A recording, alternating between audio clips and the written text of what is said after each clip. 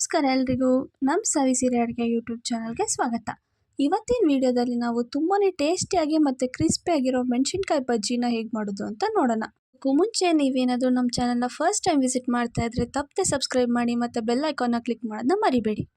ನಾವಿಲ್ಲಿ ಸ್ವಲ್ಪ ಮೆಣಸಿನ್ಕಾಯಿನ ಫಸ್ಟು ತೊಳೆದು ತೊಗೊಂಡಿದ್ದೀವಿ. ಇವಾಗ ಒಂದು ಬೌಲ್ಗೆ ಸ್ವಲ್ಪ ಉಪ್ಪು ಹಾಕ್ಕೊಳ್ತಿದ್ದೀವಿ ಮತ್ತು ಸ್ವಲ್ಪ ಇಲ್ಲಿ ಜೀರಿಗೆ ಪುಡಿನ ಕೂಡ ಹಾಕ್ಕೊಳ್ತಿದ್ದೀವಿ. ಇವಾಗ ಇದನ್ನ ಮಿಕ್ಸ್ ಮಾಡಿ ತೊಗೊಂಡಿದ್ದೀವಿ.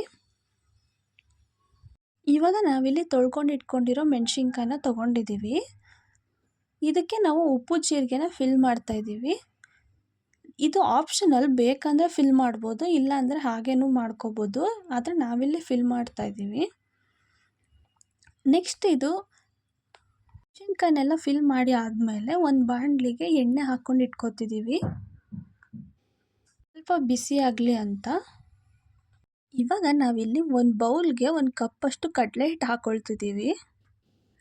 ನೆಕ್ಸ್ಟ್ ಇದಕ್ಕೆ ಒಂದು 1/4 ಟೇಬಲ್ ಸ್ಪೂನಷ್ಟು ಅಡುಗೆ ಸೋಡಾ ಹಾಕ್ಕೊಳ್ತಿದ್ದೀವಿ ಮತ್ತು ಇದಕ್ಕೆ ಸ್ವಲ್ಪ ಉಪ್ಪು ಹಾಕ್ಕೊಳ್ತಿದ್ದೀವಿ. ರುಚಿಗೆ ಎಷ್ಟು ಬೇಕೋ ಅಷ್ಟು ನೋಡಿ ಹಾಕ್ಕೊಳ್ಳಿ. ಮತ್ತು ಇದಕ್ಕೆ ಒಂದು ಅರ್ಧ ಟೇಬಲ್ ಸ್ಪೂನಷ್ಟು ಅಜ್ವಾನ ಕಾಳು ಹಾಕ್ಕೊಳ್ತಿದ್ದೀವಿ ಮತ್ತು ಇದಕ್ಕೆ ಒಂದು ಅರ್ಧ ಟೇಬಲ್ ಸ್ಪೂನಷ್ಟು ಜೀರಿಗೆ ಹಾಕ್ಕೊಳ್ತಿದ್ದೀವಿ.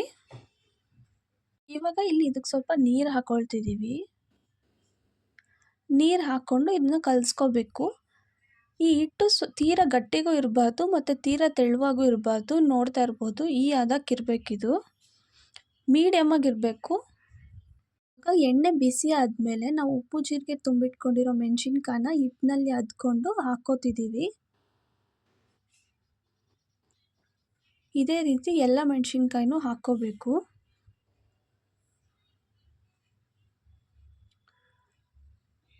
ಇವಾಗ ಎಲ್ಲ ಮೆಣಸಿನ್ಕಾಯಿನೂ ನಾವು ಹಾಕ್ಕೊಂಡಿದ್ದೀವಿ. ಇದು ಒಂದು ಸೈಡ್ ಬೆಂದಾದಮೇಲೆ ಇನ್ನೊಂದು ಸೈಡ್ ತಿರುಗಿಸ್ಕೊತಿದ್ದೀವಿ.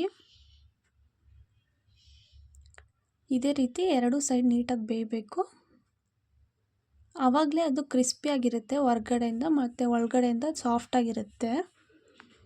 ಇವಾಗ ಇದು ಆಲ್ಮೋಸ್ಟ್ ಎರಡೂ ಸೈಡ್ ಬೆಂದಿದೆ. ನೋಡ್ತಾ ಇರ್ಬೋದು ಎಷ್ಟು ಚೆನ್ನಾಗಿ ಬಂದಿದೆ ಅಂತ.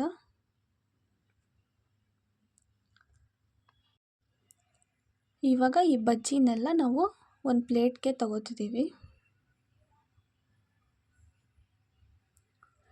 ಇವಾಗ ಮೆಣಸಿನ್ಕಾಯಿ ಬಜ್ಜಿ ರೆಡಿಯಾಗಿದೆ. ನೀವೇ ನೋಡ್ತಾ ಇರ್ಬೋದು ಎಷ್ಟು ಚೆನ್ನಾಗಿ ಬಂದಿದೆ ಅಂತ. ನೀವು ಕೂಡ ಡೆಫಿನೆಟಾಗಿ ಟ್ರೈ ಮಾಡಿ ಮತ್ತು ಹೇಗೆ ಬಂತು ಅಂತ ಕಮೆಂಟ್ ಸೆಕ್ಷನಲ್ಲಿ ತಿಳಿಸಿ. ಲೈಕ್ ಮಾಡಿ, ಶೇರ್ ಮಾಡಿ, ಸಬ್ಸ್ಕ್ರೈಬ್ ಮಾಡೋದನ್ನ ಮರಿಬೇಡಿ. Thank you for watching.